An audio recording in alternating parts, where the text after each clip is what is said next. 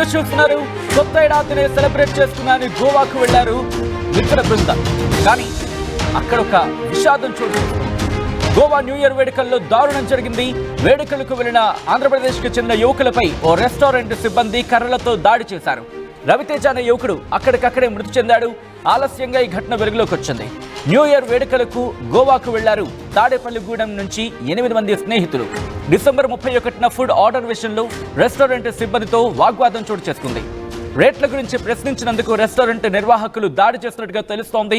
కర్రలతో దాడి చేసిన రెస్టారెంట్ సిబ్బందికి సంబంధించి వీళ్ళిప్పుడు ఒక్కసారిగా రియాక్ట్ అయ్యారు. మరి ముఖ్యంగా ఇటు రెస్టారెంట్ సిబ్బందికి ఈ స్నేహితులకి మధ్య వాగ్వాదం కాస్త పతాక స్థాయికి చేరుకుంది. ఒకసారి విజువల్స్ మీరు చూస్తున్నారు. కర్రలతో దాడికి సంబంధించిన విజువల్స్ అవి. ఈ నేపథ్యంలోనే రవితేజను హాస్పిటల్కు తరలిస్తూ ఉండగా మృతి చెందాడు. మృతుడు రవితేజకు సంబంధించిన విజువల్ మీరు చూస్తున్నారు. కొత్త ఏడాదిని సెలబ్రేట్ చేసుకున్నారని గోవాకు వెళ్లారు తాడేపల్లిగూడెనికి చెందిన 8 మంది స్నేహితులు. ఆ ఎంజాయ్మెంట్ కాస్త విషాదంగా మారింది. గోవాలో న్యూ ఇయర్ వేడుకల్లో దారుణం జరిగింది. వేడుకలకు వెళ్లిన ఏపీకి చెందిన యువకులపై ఓ రెస్టారెంట్ సిబ్బంది కర్రలతో దాడి చేశారు. రవితేజ అనే యువకుడు అక్కడికక్కడే మృతి చెందాడు. ఈ ఘటన ఆలస్యంగా వెలుగులోకి వచ్చింది. న్యూ ఇయర్ వేడుకలకు గోవాకు వెళ్లారు తాడేపల్లిగూడెం నుంచి 8 మంది స్నేహితులు. డిసెంబర్ 31న ఫుడ్ ఆర్డర్ విషయంలో రెస్టారెంట్ సిబ్బందితో వాగ్వాదం తలెత్తింది. రేట్ల గురించి ప్రశ్నించారు. దీంతో రెస్టారెంట్ నిర్వాహకులు దాడి చేశారు. కర్రలతో దాడి చేశారు రెస్టారెంట్ సిబ్బంది. విజువల్స్ మీరు చూస్తున్నారు. ఈ నేపథ్యంలోనే వాటామాటా పెరిగింది. అక్కడ ఈ ఘటనలో రవితేజ అనే యువకుడు మృతి చెందాడు. విజువల్స్ మీరు చూస్తున్నారు. వాళ్ళకి ఎంజాయ్ చేసుకుంటున్న సందర్భంలో మరి ముఖ్యంగా రేట్ల గురించి ఆ ఇష్యూ వచ్చిన తర్వాత మీరు చూస్తారు రెస్టారెంట్ సిబ్బంది చేతిలో కర్రలు మీరు చూస్తున్నారు. ఒక్కసారిగా అక్కడ సిచ్యువేషన్ అదుపు తప్పింది. వెంటనే కర్రలతో వాడు దాడి చేసినట్టుగా తెలుస్తుంది. ఒకసారి చూడొచ్చు. ఒక్కసారి ఏం జరిగిందో చూద్దాం.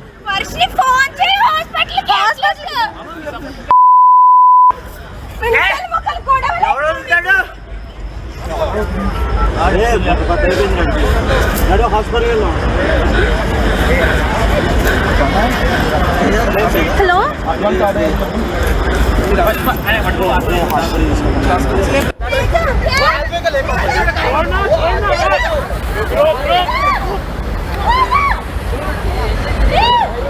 ఎవడాడు బుడ్డాడు వర్షిని ఫోన్ చేయి హాస్పిటల్ మొక్కలు కూడా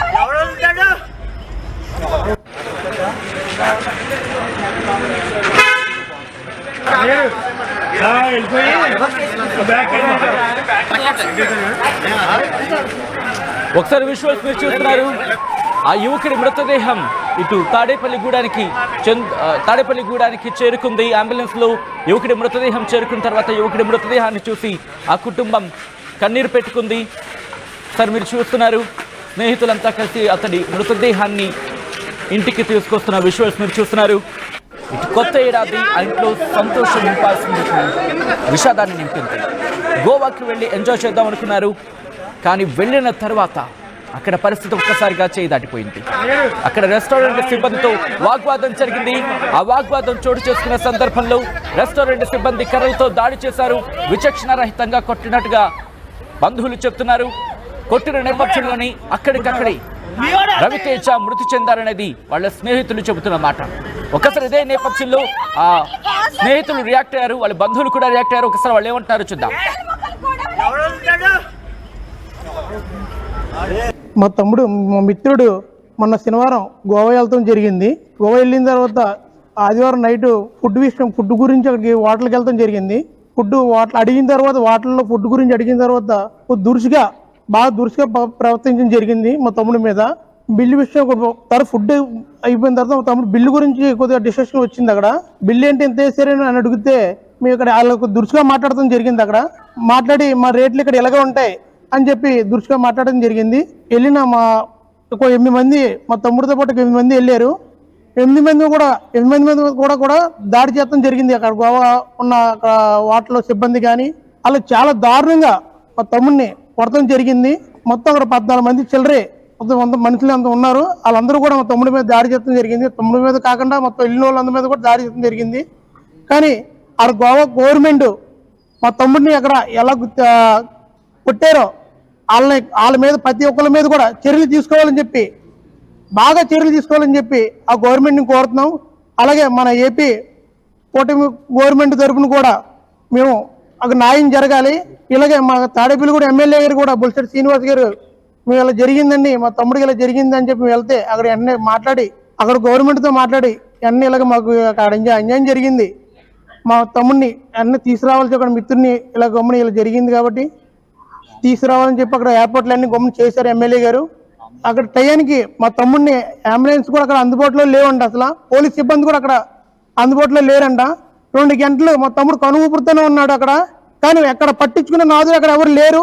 మేము అక్కడ క్యాబ్ బుక్ చేసుకుని తీసుకెళ్తాం జరిగింది. ఒక 2 గంటల దాకా మా తమ్ముడు కనుగూపుడుతూనే అక్కడ బతికి ఉన్నాడు.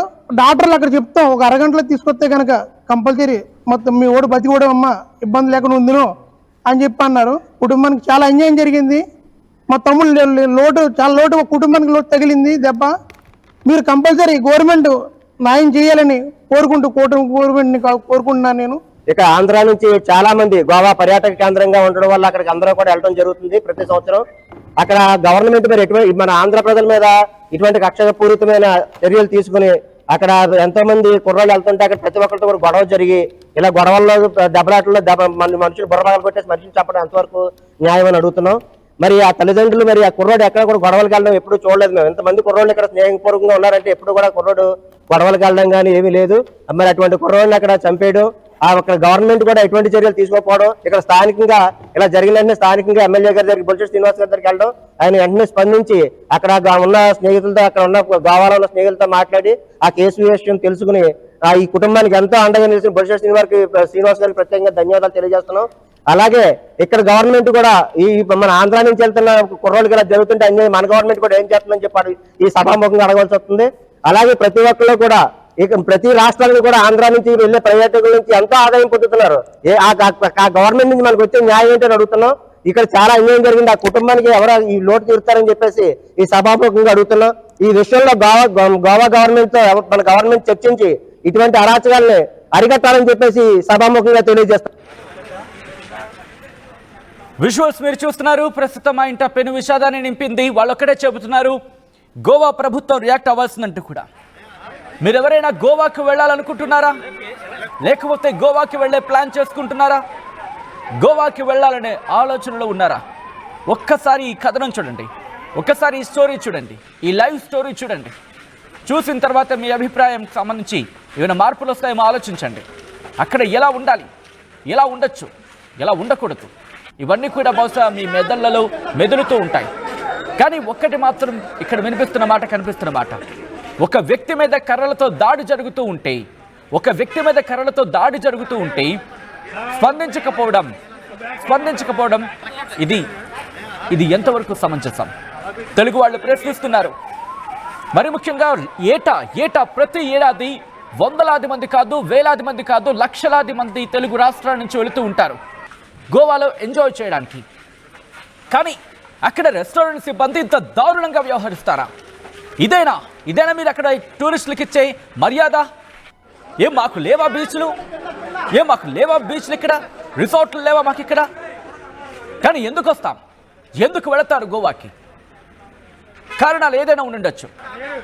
కానీ మీ రాష్ట్రానికి సంబంధించి కావచ్చు, లేకపోతే మీ ప్రాంతాలకి టూరిస్టులుగా వచ్చే సందర్భంలో ఒకవేళ ఏదైనా వాగ్వాదమో లేకపోతే ఏదైనా పర్యాటకులతో ఏదైనా ఇబ్బంది ఉంటే కనుక ప్రభుత్వానికి మీరు అడ్రస్ చేయాలి. పోలీసు శాఖలు ఉన్నాయి. మర్చిపోయారా? అంత పేటరేగిపోవడానికి ఒక మనిషిని కర్రలతో దాడి చేస్తారా? ఒక మనిషిని కర్రలతో దాడి చేసేంత హక్కు మీకెవడిచ్చాడు? 8 మంది మీద విచక్షణ రహితంగా కర్రలతో దాడి చేశారు. ఏకంగా 14 మంది అంటూ వాళ్ళు చెప్తున్న పరిస్థితి. ఇలా మనుషుల్ని చంపేస్తే వస్తారా మీ ఊరికి? ఇలా చంపితే మీ ఊరికి వస్తారా? మీ పర్యాటకం అభివృద్ధి చెందుతుందా? గోవా ప్రభుత్వం రియాక్ట్ అవ్వాల్సిన పరిస్థితి కనిపిస్తోంది. మరియు ముఖ్యంగా ఇప్పుడు ఇన్సెక్యూరిటీ డెవలప్మెంట్ అవుతుంది. తెలుగు రాష్ట్రాల నుంచి ఎవరైనా గోవాకి వెళ్ళాలంటే గొప్ప గుయ్యమనేలా ఉంది స్టోరీ. ఒక మనిషిని పర్యాటకంగా వచ్చిన ఒక మనిషికి సంబంధించి మీరు వ్యవహరించే తీరిదా? వాళ్ళు తప్పు చేశారే అనుకుందాం, సపోజ్ అనుకుందాం. ఇదేనా మీరు వ్యవహరించే తీరు? కర్రలతోనే మీ మర్యాద? మనుషుల్ని చంపేయడం మీ మర్యాద?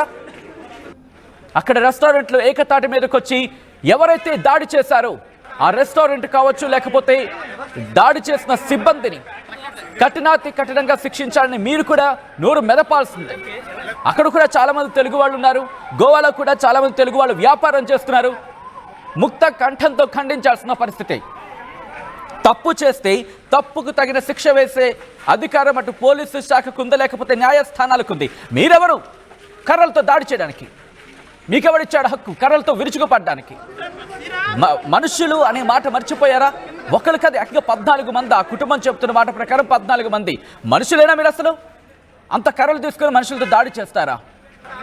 ఒకసారి ఈ కథనం ఇటు గోవా ముఖ్యమంత్రి స్థాయి వరకు వెళ్లేంత వరకు, దేశానికి రీచ్ అయ్యేంత వరకు పంపించండి. సోషల్ మీడియా ప్లాట్ఫామ్స్లో షేర్ చేస్తూ ఉండండి. మీ అభిప్రాయాన్ని వ్యక్తం చేయండి. గోవాకి వెళ్ళిపోతాం అనుకున్న వాళ్ళందరూ ఎస్, మీరు వెళతారో వెళ్ళరో అది మీ ఇష్టం. కానీ ఈ కథనం చూశాక ఒక్కసారి ఆలోచించే ప్రయత్నం చేయండి.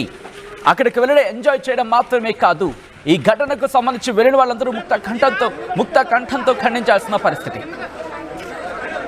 ఒకసారి మీరు మీ రియాక్షన్ చెప్పే ప్రయత్నం చేయండి. ఈ కథనం మిమ్మల్ని కాస్త కలవరపరచచ్చు, కాస్త disturbing visuals. These are the disturbing visuals. But చెప్తోంది ఎందుకంటే కనుక ఈ కథనం మీద కాస్త కలవరపరచచ్చు. అయితే మిమ్మల్ని కలవరపడి గురి చేయడం ఆర్టీ ఉద్దేశం కాదు. కానీ ఇటువంటి కథనాలు చూసినప్పుడు కాస్త కలవరపడి గురే అవకాశం ఉంటుంది. కాబట్టి దీనికి సంబంధించి తగిన జాగ్రత్తలు తీసుకోని చెప్పి ఆర్టీ సూచించడం జరుగుతోంది. మీ రియాక్షన్ ఇటువంటి వేళల్లో చాలా ముఖ్యం. షేర్ చేయండి, షేక్ అవ్వాలి సోషల్ మీడియా. మీరు షేర్ చేస్తే మీ మాటలతో ప్రభుత్వాలు కదలాలి.